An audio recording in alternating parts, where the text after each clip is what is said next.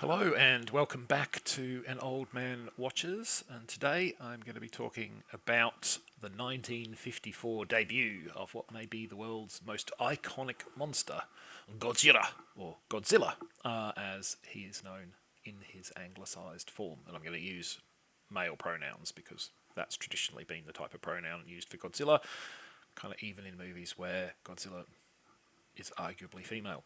And this film, the very first film, begins with a series of ships being lost at sea under mysterious circumstances. Of course, we all know what those circumstances are. The authorities, however, are completely baffled and not inclined to believe the suggestion made by superstitious island folk that some kind of mythical monster has arisen to punish them. Or at least, they're not inclined to believe it until a bizarre hurricane devastates the island and the relief efforts uncover strange phenomena which culminate in the first appearance of the monster itself looming over a hill. It's hard to deny a 50-metre tall radioactive monster when it's right there in front of you. The Japanese people and government, as you might imagine, are rather alarmed by this. They immediately take steps to destroy Godzilla by dropping depth charges in the area where he was first encountered, but surprise, surprise, this merely serves to irritate him. And the rest of the film is built around three main threads. First, the argument about whether it is right to try and destroy Godzilla and what steps would be justified in achieving that goal. Secondly, a clear anti-nuclear sentiment.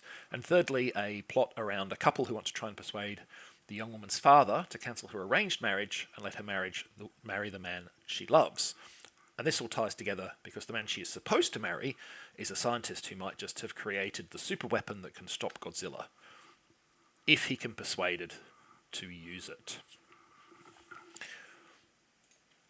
So Godzilla first trampled Tokyo and the Japanese box office in this 1954 release, and he's gone on to star in more than 30 Japanese films, as well as four original US feature movies, several different animated TV series, a host of comics and video games.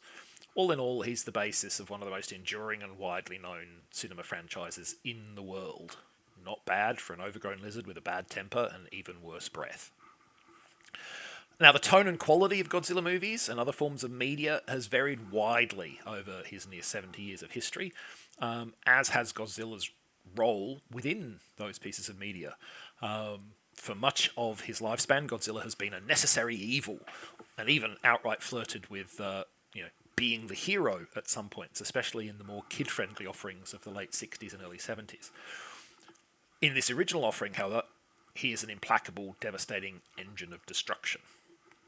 And, frankly, he was a truly memorable one. There was a reason this film was a monstrous success when released in Japan, and why the heavily re-edited 1956 American release was similarly successful. I'll talk more about the US release a bit later, but until then, the following comments are about the original Japanese release, which, as of the time of recording this video, is available to watch free on YouTube if you are a YouTube Premium subscriber, and it's worth doing if you have that option. The centerpiece of the movie is, of course, Godzilla's rampage through Tokyo. Godzilla smashing, sets of tiny buildings is kind of the iconic image of the whole franchise. And for a near 70-year-old film, this rampage is a pretty impressive bit of filmmaking all round. I suspect, that its black and white format is an advantage for the movie here. In colour, the model buildings would likely look a bit more chintzy, and you'd need much more complex visual effects to depict Godzilla's atomic breath.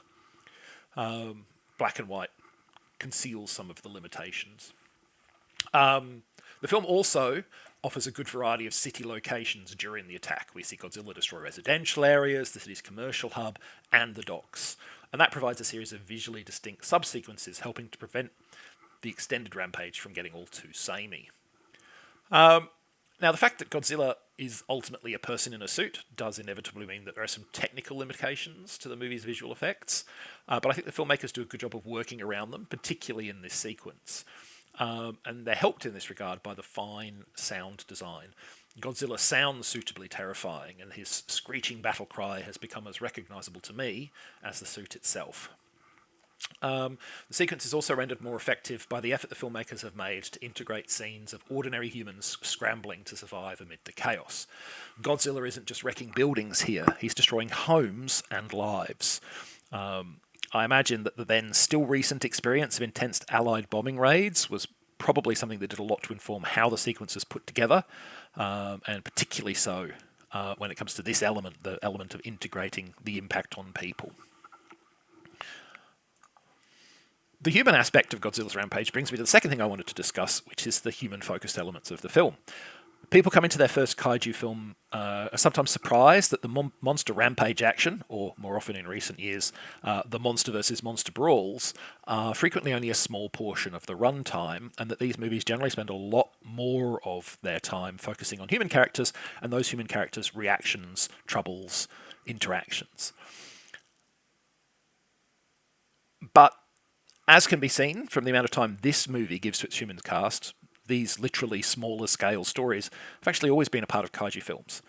And in part, of course, that's for very simple economic reasons. It's much cheaper to film a couple of people talking about a giant monster than to film scenes of a giant monster. And that's true even when your monsters are people in rubber suits, because you still need to build sets for them to stomp around in. And because they stomp around in them, you're constantly having to rebuild those sets.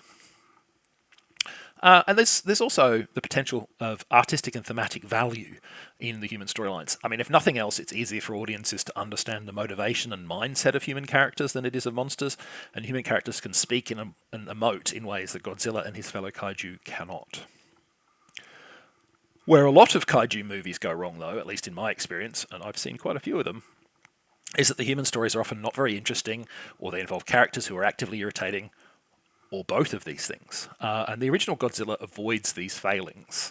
The human stories are solidly executed and relatable, and they tie in with and reinforce the themes the film is exploring.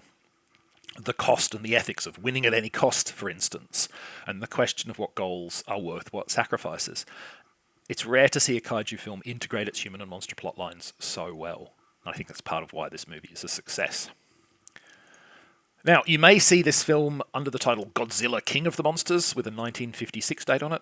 That's the US recut of the original. It runs about 15 minutes shorter than the Japanese version, and it starts in media res with Raymond Burr lying in the rubble of a devastated Tokyo, then goes back and tells more or less the same story as the original film, except that the anti-nuclear content is pretty much gone, and the subplot about the arranged marriage is similarly excised. Instead, the film follows Raymond Burr as our let's face it, a white point of view character for white American audiences in the 50s.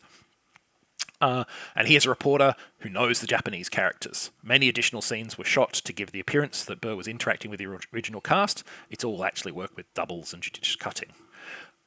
And the American version features a lot of voiceover, which I found quite irritating after a while. This structure contributes to the fact that despite its shorter running time, it doesn't feel any faster paced than the original. If anything, it feels more stretched out, given that the pacing of conversations is often slower. This is due to the decision to have a lot of the dialogue left in Japanese, and then intercut that with new shots of an interpreter translating for Burr's character. So you get an original scene from the Japanese film where a Japanese character talks in Japanese, and then a new shot of a Japanese character speaking in English telling you what was just said. It makes all the conversations take twice as long. And on the whole, I consider the US version to be a significantly inferior version of the film. If you don't mind reading subtitles, and really, give it 5 minutes, you'll forget you're doing it. You're definitely better off checking out the original 1954 release and seeing the monster that launched kaiju as a thing. So that's Godzilla. Next time, the first movie I ever backed on Kickstarter, way back before that platform began its flirtation with crypto blow blockchain nonsense. It's the 2013 independent film Best Friends Forever. But that's next time. Until then, thanks for watching this video, and I hope you enjoyed it.